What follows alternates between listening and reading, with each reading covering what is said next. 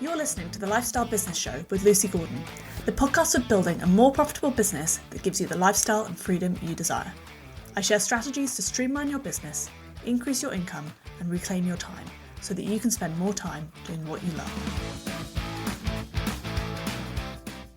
Hello, and welcome to this episode of the Lifestyle Business Show, where I have my guest today is Mel Stephenson, who runs the Lifestyle VA and who I discovered on LinkedIn after seeing a post that really resonated with me, because I always want someone to organise my life, because I don't know about any of you other listeners, but we faff around doing a lot of our daily life admin jobs, and wouldn't it be wonderful if someone took that off our plates? So welcome, Mel, to the show. Thank you. Even though I have someone helping me with that now.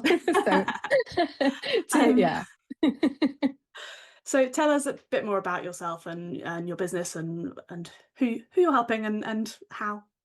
I help some amazing people. So I've been in business for we're coming up 8 years in the Lifestyle VA, the agency. So it is a small boutique agency with about 6 to 8 VAs that I work with, who work directly with my clients. And we offer 2 kinds of support. So it's your super experienced ex-city PAs who want that flexibility and that freedom, and they come and work for me as virtual assistants doing business support for CEOs, senior leadership teams, boards, that real top executive level, because they've got the experience, the gravitas, the confidence to handle those kind of clients. And on the other side of it, because I believe in you're a whole human, is the lifestyle element, which is basically a private PA in your pocket virtually. So someone who is, no joke, doing everything from meal planning and Ocado shopping for your, ambitious modern family, right through to booking private jets to Mykonos for a surprise birthday celebration for your high net worth and ultra high net worth clients.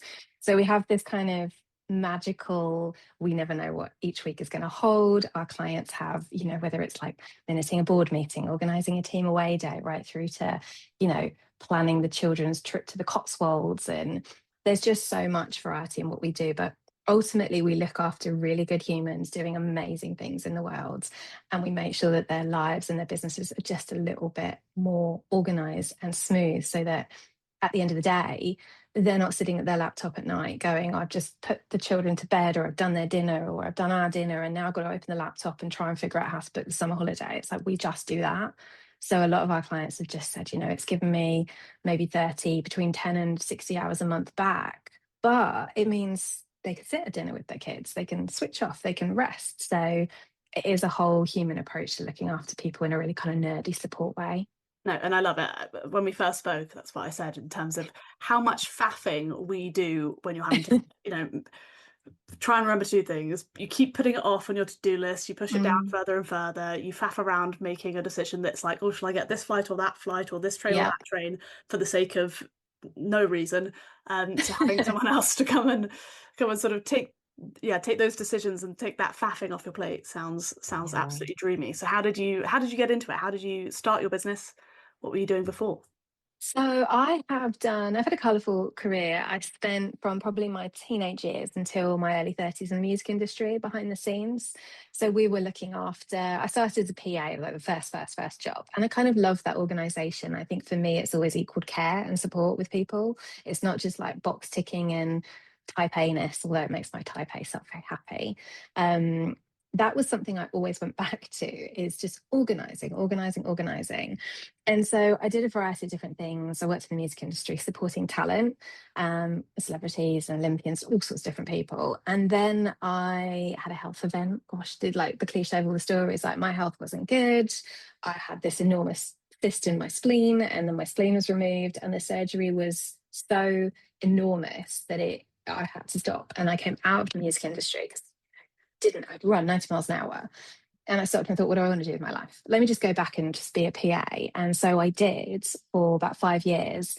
And what's classic with PAs is you get handed the boss. Like, you apply for the job, you get handed the boss. You don't get to see if you like them, if you have that long-term chemistry. It's just, this is your chief. That's madness, isn't it? Yeah, it is. I mean, there's obviously the interview process, but you don't really know somebody until you start to work with them. And if the job is shiny and looks good, you tend to take it for a nice salary, because we get paid well as PAs to CEOs and chairmen. And the job ground me down, as per usual. And they were starting to like whole my support department. So I was managing the receptionists, the PAs, the other people in the organization. And then bit by bit, they were being chopped out from under me. And I was starting to have to take on so much more than I was ever meant to do, because to do the job efficiently, like you've Yeah. got to have your brain cells. And so classic burnout. And I said, do you know what? I burnt out before my spleen surgery. I don't want to get here again. And here I am. Let me have a sabbatical. And so they were like, oh, we don't have one of those written into our employee handbook. I was like, well, you get a right one because I'm going.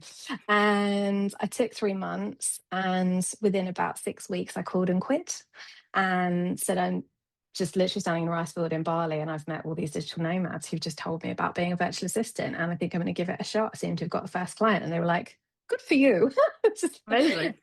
yeah. And so that's how it started. Just middle age, I think I was 37. So like I wouldn't call it a midlife crisis. I'd say it was an awakening because it was, what do you want to do? How do you want to do it? And I think when you start a business later in life, you just have a different level of, I think, maturity about what you actually need, how you want it to be. And you're kind of fed up with taking shit, if I'm allowed to swear. Yeah. So that's where it started, and that was 7.5 years ago. And it's gone through so many iterations. It's evolved. It's shape shifting, as I think businesses always will be when we grow them. So it's my happy place, that's for sure. Amazing. And did you start out in Bali with the rest of them? Did you stay there? It's like digital nomad making my coffee last 3 hours and getting side-eyed and be like, okay, I'll buy a flapjack. So yeah, I definitely did the whole like Bali cliche digital nomad. And I stayed actually in Bali for a year. So the sabbatical was 3 months away, traveling like Malaysia, Indonesia. And then I just stopped in Bali and I was like, I will leave when I'm sick after a week. And then that was a year. And then it was great because obviously very low overheads. It made it really easy to start a business versus living in London and renting or trying to mortgage in London. I just had a place to kind of start and have a go, and it worked. And then I came back and I was like, this is hard. So there's definitely been a sofa surfing era at the start of it. Now to being able to, the business has allowed me to, have a mortgage with my husband. And that is, I'm very proud of that because that's not easy to do. So I'm proud that it's still Amazing. going. And so what started the team? How did you get from it just being you, laptop life in Bali, having a lovely, lovely time? What made you decide to grow the business?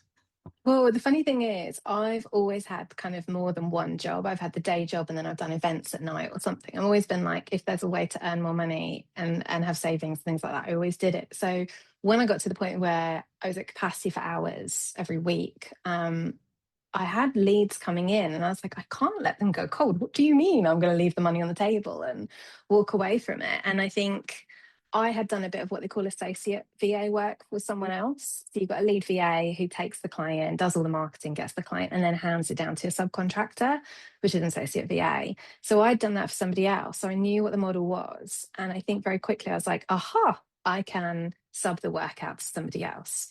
I have to then make sure the standards are the same. So it was such a big, big learning curve. I wouldn't say I got it right immediately because I hired a mate. Don't do that. But then I got more rigorous about how to hire who I needed, the vetting process for both the client and the VA. So within, I think, 18 months of starting the business, I'd got my first team member. And then within sort of quickly after that, it grew. And it's kind of ebbed and flown. Like I don't want to sit here and go, it's been amazing and just this straight upward trajectory. It hasn't. That's not business. So I've definitely learned along the way. But yeah, it started just because I saw opportunities and I'm a little hustler and I thought, I'm not leaving money on the table. There's got to be a way to do this, which is what I did. Nice. So I think on that note, lots of people who are listening to this will be potentially solopreneurs who won't have a team. They will be overworked, feeling in that burnt out stage.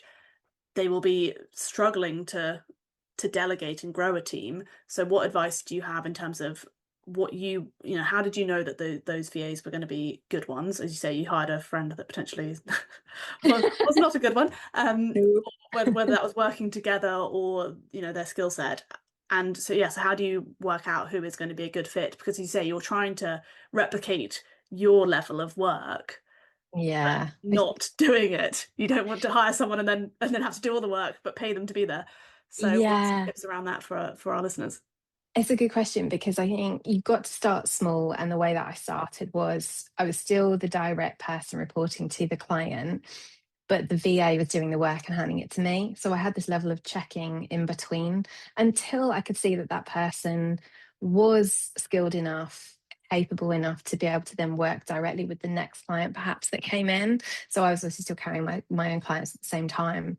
And then bit by bit now, if there's someone out there thinking I'm really overwhelmed and I'm thinking about outsourcing some or all of my business or hiring that first person, I hate to say it, and I know you know this and you preach this, is you've got to start documenting how you do what you do.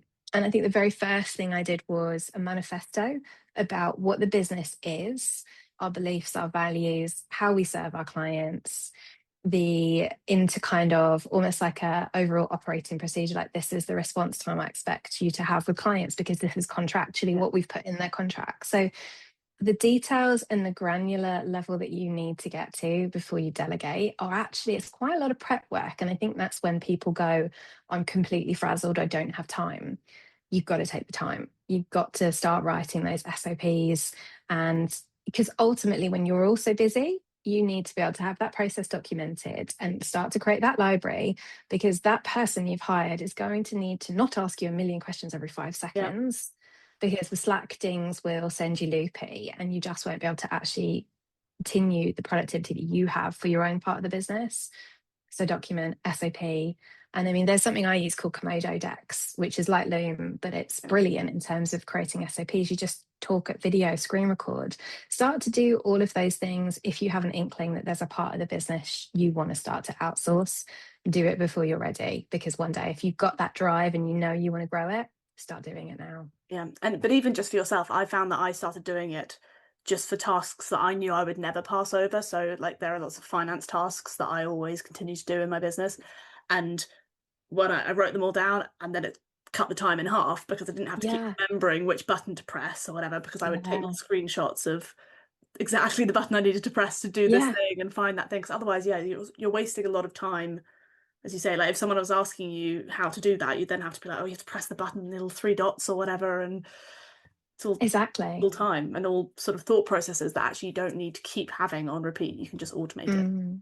Yeah, and it takes it out of your brain, and then when it starts to work, you just keep building on it. And I think we've got a really, really good SOP library within the team now, and I'm constantly thinking about how to update it, how to make it better, and what automations can we do. And so it's kind of an evolving, ongoing thing, but definitely those core bits of your business, like if it lives in your brain, it's got to come out, as you say, even just for you, because that's so important.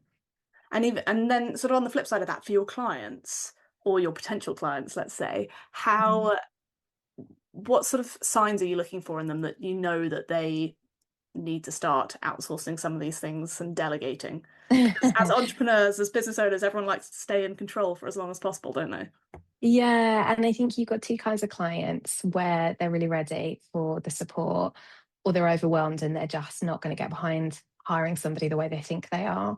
When you've got someone who's ready, they I think it's they come to you and they trust your experience. So again, we've kind of got this angle of, if you are the service provider, say for instance, you're me, I've got to do enough in my marketing to get my expertise across, so that when you're then coming through the process of a discovery call with me, you've hit my marketing, a discovery call, you already feel like you're talking to someone who really knows what they're talking about. So you're trying to like just get the start of the level of trust.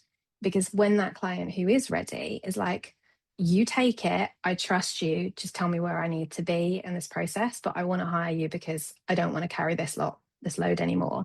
So you've got that kind of brilliant open-minded client who's like, just tell me what you need, I'll do what you want, and let's go.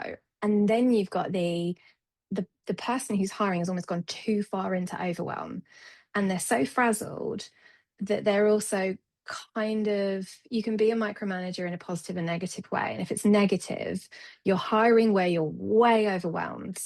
And if you can't carve out the time to then give to that VA or that person that you're hiring, you are going to have a very tricky time, because they're not mind readers. That service provider is not a mind reader.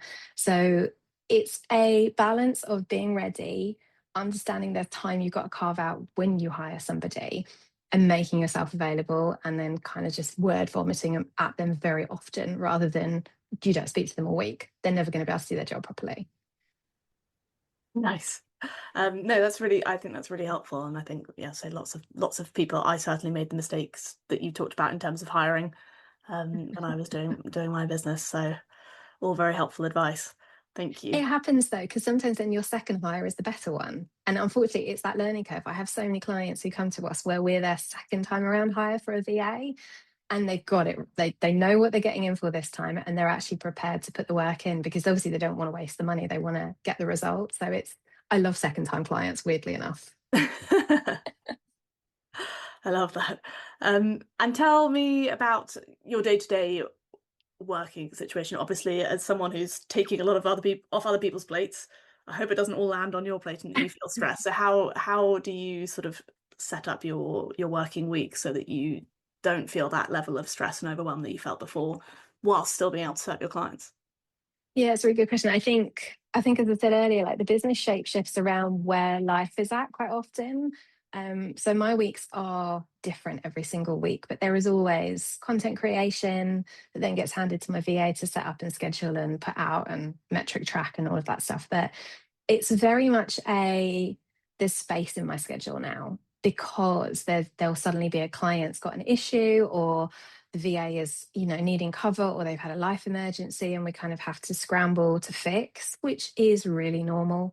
Doesn't happen like too often, but there needs to be a certain amount of space in my calendar to be able to shift when the business shifts in the week. Most of it is typical. I'm doing the marketing, I'm checking in with the team, I'm checking on client hours and retainers to make sure that that's all doing what it needs to do and everybody's on track. So each week is different, but there's always content, team check-ins, client check-ins, looking forward to what we're doing in the next quarter. What are our goals? Finance, where's my profit at? Checking in with the accountant.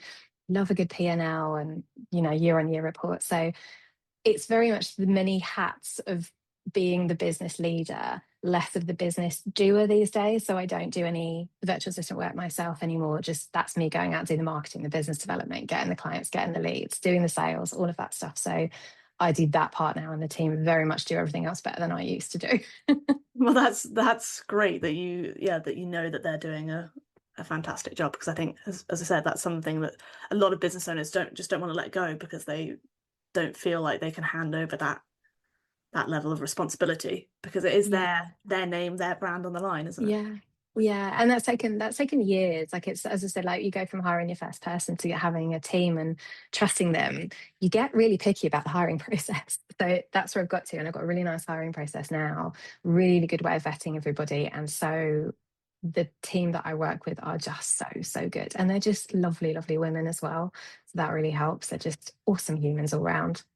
Nice. And you've obviously talked about one or two little systems that you use, but what other, because obviously you're dealing with lots of people within your own business, but also then lots and lots of people outside the business with all sorts of different demands coming through. So what sort of systems and processes do you have in place to make that as streamlined and efficient as possible? Yeah, I absolutely love automation. So I think from the very beginning, I used Offsado for my client contracts and onboarding, offboarding my team. So it was a place that I could then copy that same almost onboarding process. So if I'm bringing a VA in, there's an onboarding process for them. There's steps, like You just reminded me of an email that I got the other day about a contract that, where they send it to you and then you have to print it out and sign it and do that. And you're like, No, just use stop. one of these systems. Just use, It's like DocuSign or something. It's free. yeah. Like up to like just do that and save your client so much I effort. can't believe we're still doing printed signed I know. contracts in 2026. I know. Oh, I feel like they need Shocking. help. But Clearly, they sorry, need to. carry on. No, that makes me laugh, because in my brain it's like record screech, like, you did what now? You sent a printed contract? No, no, no. I know. It's infuriating, because you just sort of think so many of the things that businesses do, but they don't think about the result is, the impact it's going to have on their client. They're like, oh, it's really easy for me to go and send you this invoice, send you this contract in this form, and don't think that their client then has to do a whole bunch of admin at their end Yeah, to deal that's with just that. not. No, honestly, the easier the better. And I think one of the others, so there's Dubsado in my life, there's Zapier for automations. The team and I use Slack for communications. The clients will use whatever they see fit, whether that's WhatsApp, email, Slack. They go with, and the VA goes with what is works for the client. And then there was something else I was going to say that was really good, and I've completely forgotten. That's all of okay. my S- yeah, all of my SOPs live in Google Drive. I tried to keep it really, really simple. Yeah. And then honestly, like little automations like setting up so last year I had a period where I was out of the business for about 4 to 6 weeks due to a family loss. I just couldn't. So I realized that in the middle of that, I'd said to everybody, hold the fort, and they did, and they were amazing. But then there were clients that needed to top up their hours. So it's little things that happen that you go, how do I make this so that I never need to be involved in sending a manual, like zero invoice and having that sent to client? So I created like a little link where they could top up with 2 hours or 4 hours or whatever, turned Super it into an convenient. SOP. Yeah, gave it to the VA, logged it in the SOPs.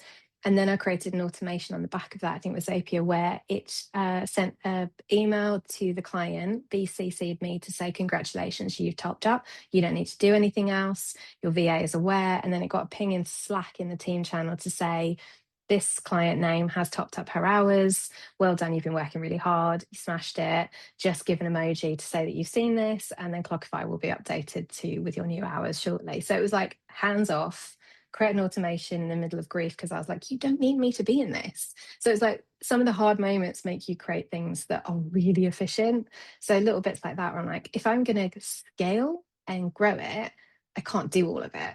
So how do I not do all of it? And how do I have like these repeat things just automated? And like the invoices, go cardless, just recurring invoices. Our clients are on retainers. So why am I going send a zero invoice, chase, chase, chase? It's go cardless or nothing. That's it. Yeah. I mean, you have just highlighted there in what you're describing with that whole automation, just like how incredible business owners are. From sort of going into a business because you have a skill that is X, Yep. and then you develop all of these other amazing skills because you Yeah. have to in terms of automations, website building, sort of Yeah. marketing, like all these things that you is not your area of expertise. You learn so You have to do much. it. And people, I think that's, it's one of the things, obviously, that lots of people who aren't business owners don't realize, and people who are starting their businesses definitely don't realize that it's not just Do the thing. start it and they will come and all you'll be doing is lovely, providing the service. Like you have to do so Mm-mm. much other work around it. Yeah, it's the many hats that you wear. And I think that's a huge learning curve. I mean, don't get me wrong, if I can outsource any of the like builds and tech and stuff, I will, because I don't do it half as quickly as someone who's specialized in that. I do it enough to just get by. But Well, that's all it we're all sounds like you're trying to doing an do. amazing job, so I wouldn't worry about that. And I suppose one other question I just thought of was if all your clients are using different platforms, how do you not drop the ball? They're quite straightforward. So each VA has guidelines. They must have a task list somewhere, a digital task list, whether that is within what the client uses, Todoist, Notion, Motion, Monday, anything. They have to have a digital task list because you always want to show that level of over communication with a client. So the thing about being virtual is how do we show, tell, and prove that we're doing what we say we're doing? Digital list, whether it's like you've already done it, add it, tick it off. So they use the client's platform because usually they get an email address within the client's organization from day one, because that means that the client has that kind of like good security and GDPR. So if the VA ever left, they just scrub the VA out of their system. So it's also a lot better from a security point of view. But yeah, we use their systems, so everybody kind of adapts. All of these digital task boards are much of a muchness. They have the same Yep. functionality underneath, but everybody reports into me in Slack, and we keep that as our comms. And we use the same time tracker for everybody. So there are universal systems, but then there are adaptations per client for sure. Yeah. Gonna have to get you some Zapier tips from you after this after this recording. Love it, no doubt. And you obviously alluded to one mistake that you made when it came to hiring, but what would you say is the biggest mistake that you've made since starting your business? I think the tough learning curve was when I first hired, the start of team, and it looked to the outside world like it does on Instagram, like everything's amazing and great and the business is growing. And it was, I was absolutely smashing it. People came and started saying, newbie VAs, like, can you teach me how to do that? And I was like, oh. And then I started getting enough of these inquiries that I created power hours and one-to-ones to kind of be this business mentor. Then that took on a whole life of its own, and it became business coaching, launching group programs, whilst running an agency, whilst still doing VA work, and then wearing all the hats that we talked about. Yeah. And I was starting to burn out, and I thought, how the hell do I market these two sides of my business? Because they're two very different things. So the push and pull between the two businesses became really overwhelming. And at the same time, I'd hired a business coach who ended up being not useless. I don't want to be too unkind, but she didn't have experience building specifically a service provider agency. So it was all quite fluffy. And I started to, by osmosis, take on the things that she said into my program. And eventually it just started to not feel like me at all. So I just completely I stopped and shut it down. I did mentor some incredible VAs who went on to have successful businesses, and I'm very proud of that. But I stopped loving it the way I did in the beginning. And I think just that overload and then taking on the wrong mentor, it just became a very overwhelming, expensive time.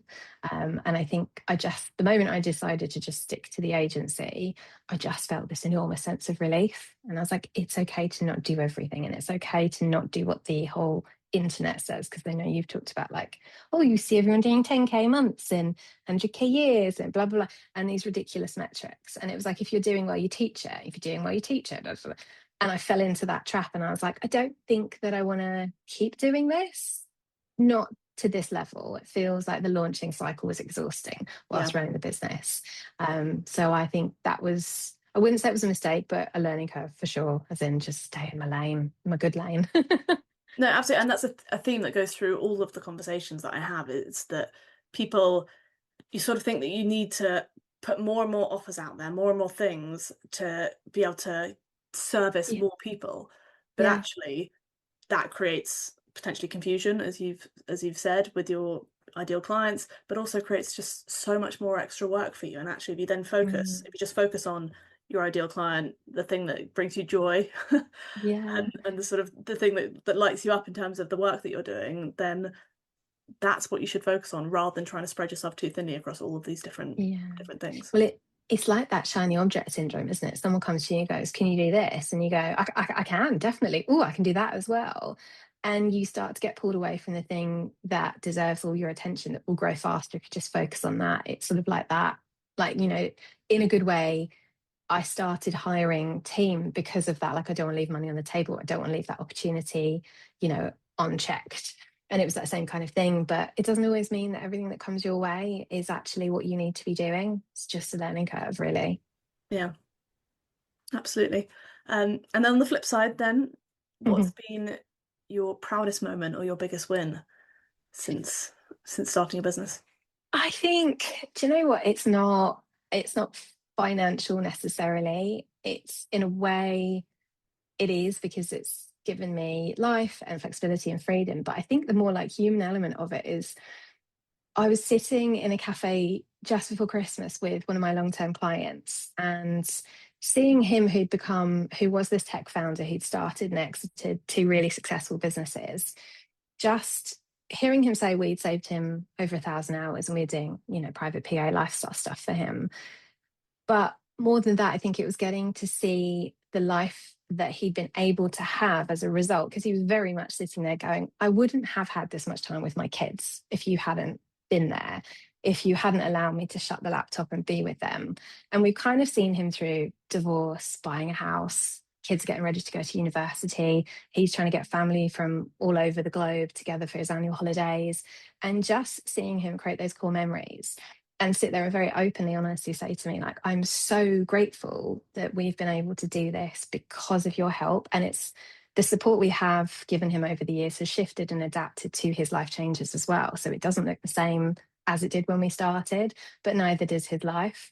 And he was talking about this kind of, there's a book and I can't remember what it's called, but it's talking about the second mountain that you climb in your life. It's kind of like that middle-aged, your kids are growing up, you've hustled and built this business, and now what do you want to do with it?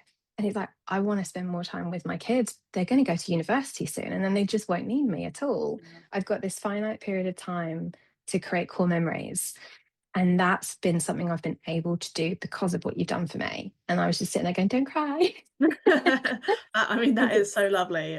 I think that, yeah, you know, obviously that's one thing that I preach a lot about is having time to do those things, which, yes, everyone sort of wants to portray this I work really hard, hustle culture, but actually, what are you hustling for if you don't have anyone to share it with when you get to the end of the road?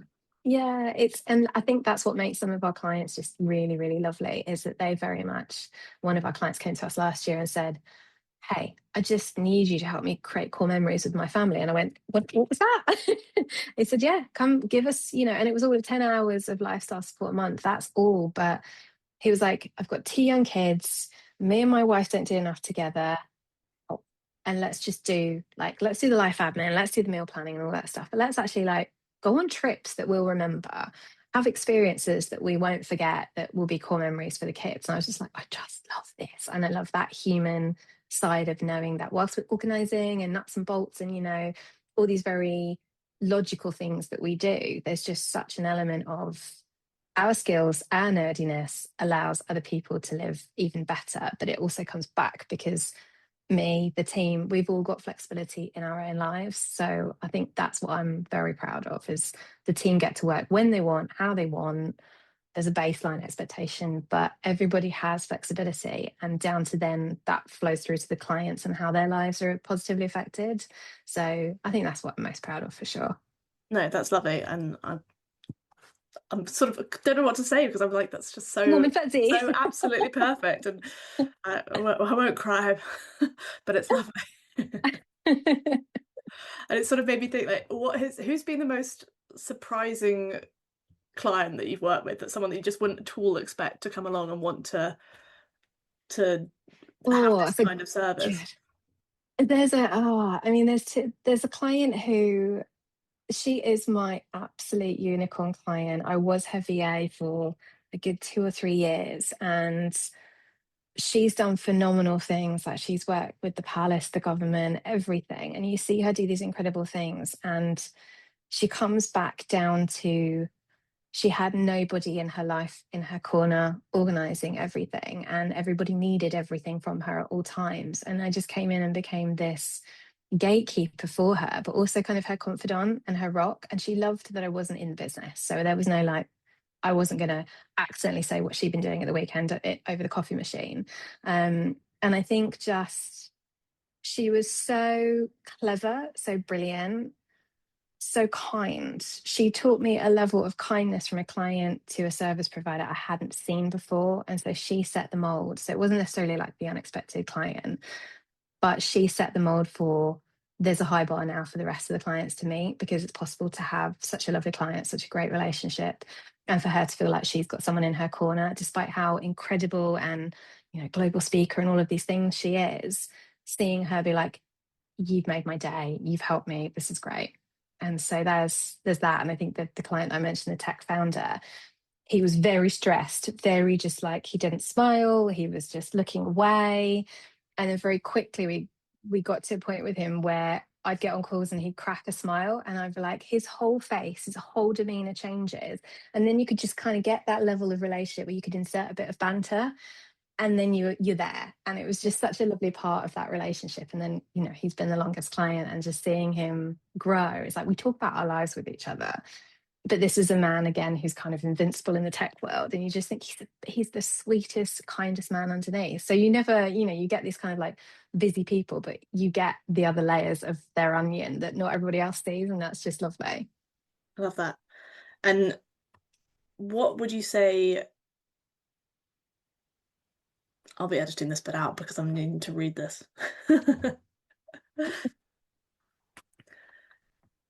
To someone else who's starting their business and or already running a very successful business, I think for this question, I'd like to look at it, as you say, from your sort of client side. What would you say to them to help them free up their time or whatever to stop themselves from being so stressed? What sort of bits of advice would you give them?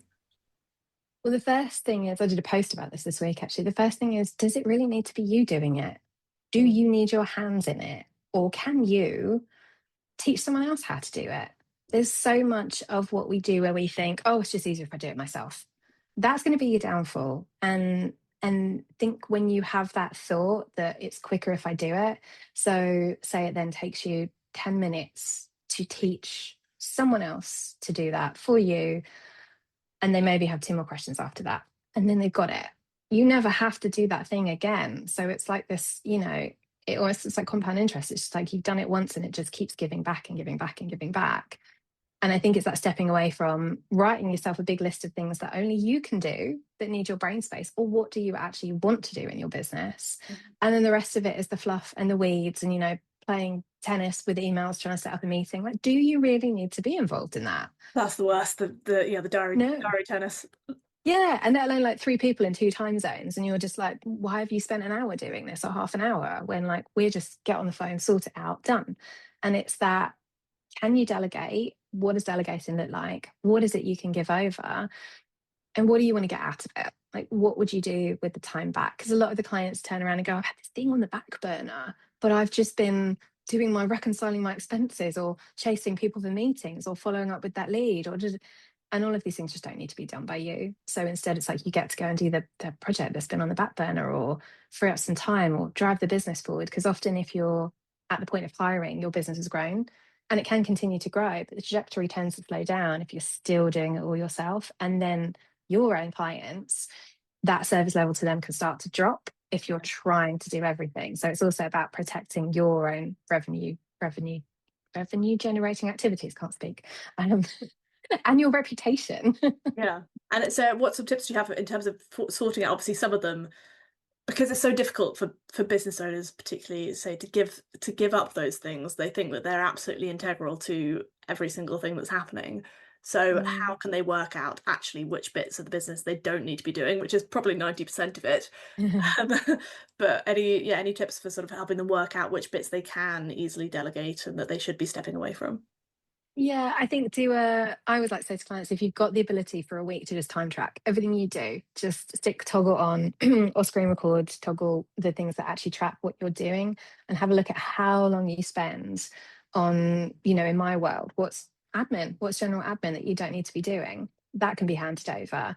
And then I think just really looking at, if you've got repeat processes, you might not actually need to hire somebody yet. You might just need someone to come in and set up some automations for you, because a lot of that can actually be shifted. So, because sometimes they hire, but they need someone with a specialist skill to maybe look at the business structure, look at the automations and set those things up so that there starts to be that free amount of time, because then you've got brain space once you've got automations or repeat processes in place, to then hire someone who can support you to run them, if that makes sense. I think sometimes people hire a VA thinking, solve it all, and sometimes that's just not, they're more reactive, I guess, than they are proactive.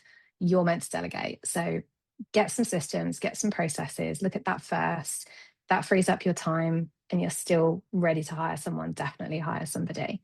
But automate and repeat processes for sure. That's going to be the first thing you need to do.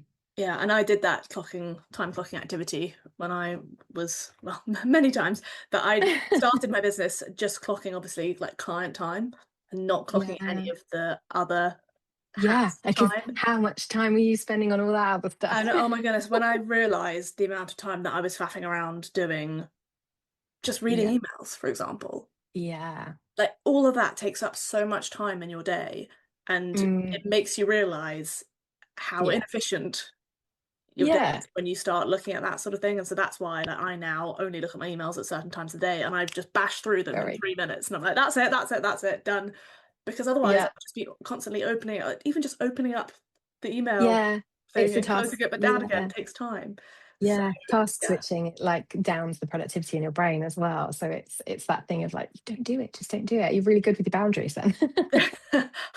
Yeah, I have had to become that way, but yeah, I think it's come from doing that time tracking and just realizing how much time is spent Yeah. doing non-essential activities.